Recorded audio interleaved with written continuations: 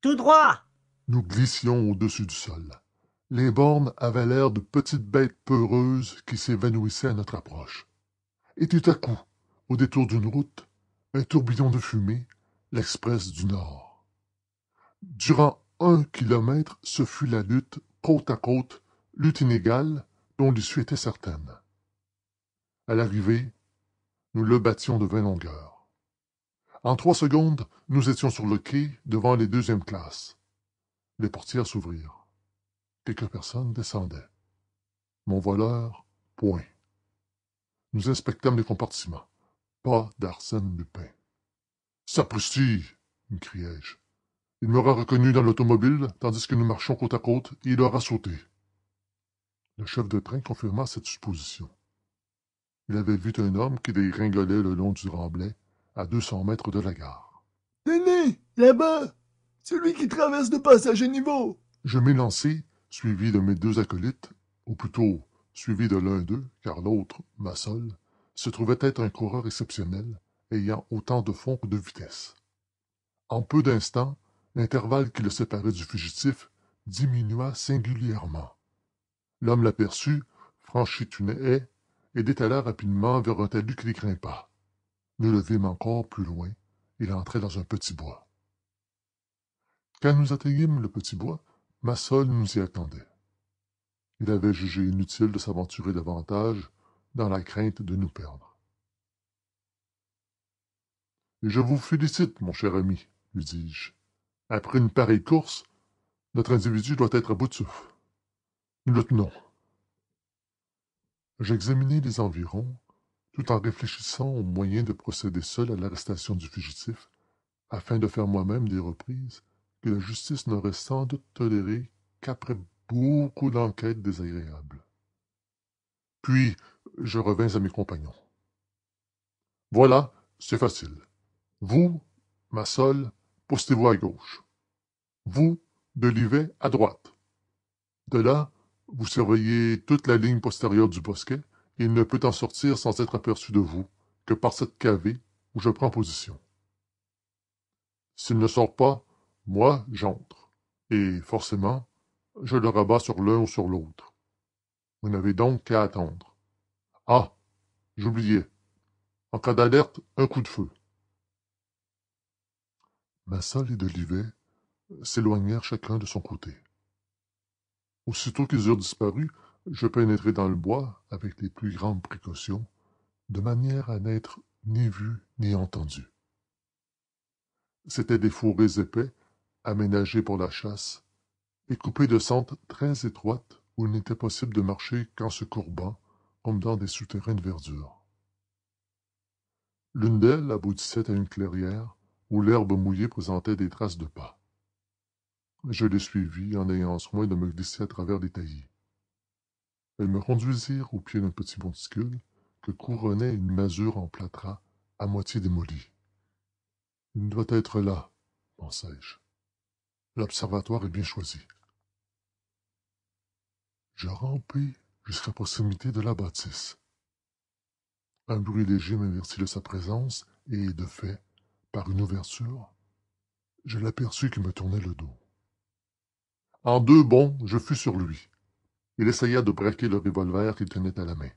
Je ne lui en laissai pas le temps et l'entraînai à terre, de telle façon que ses 2 bras étaient pris sous lui, tordus, et que je pesais de mon genou sur sa poitrine. « Écoute, mon petit, » lui dis-je à l'oreille, « je suis Arsène Lupin. Tu vas me rendre tout de suite et de bonne grâce mon portefeuille et la sacoche de la dame.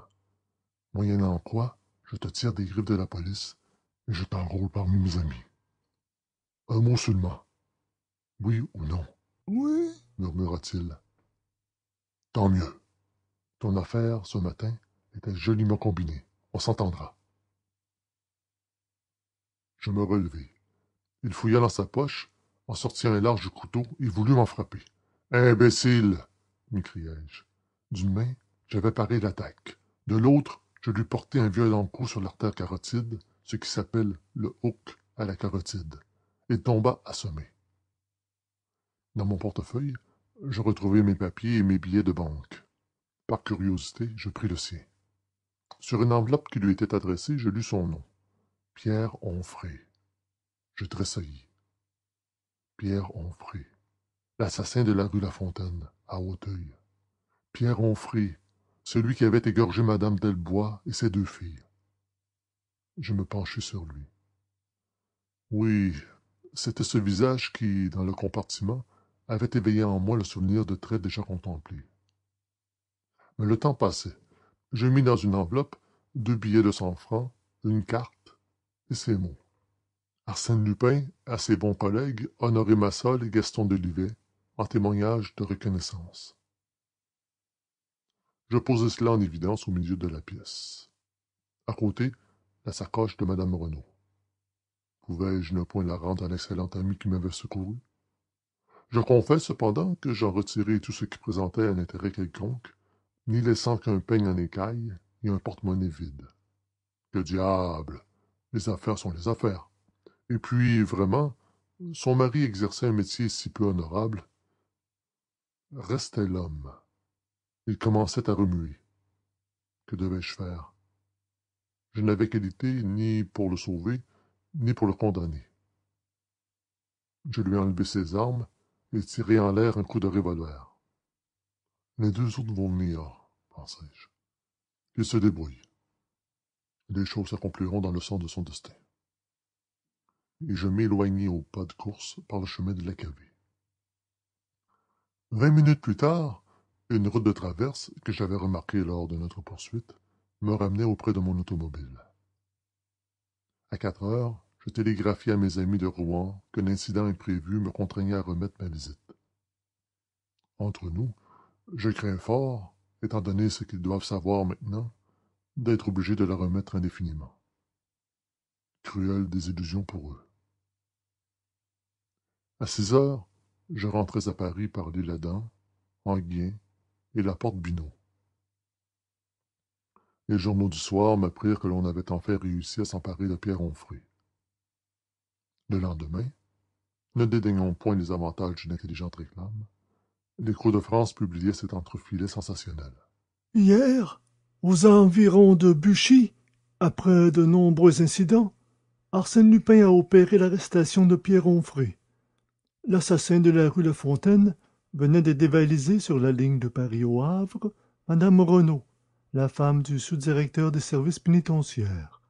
Arsène Lupin a restitué à Madame Renaud la sacoche qui contenait ses bijoux et a récompensé généreusement les 2 agents de la sûreté qui l'avaient aidé au cours de cette dramatique arrestation. Fin du chapitre 4.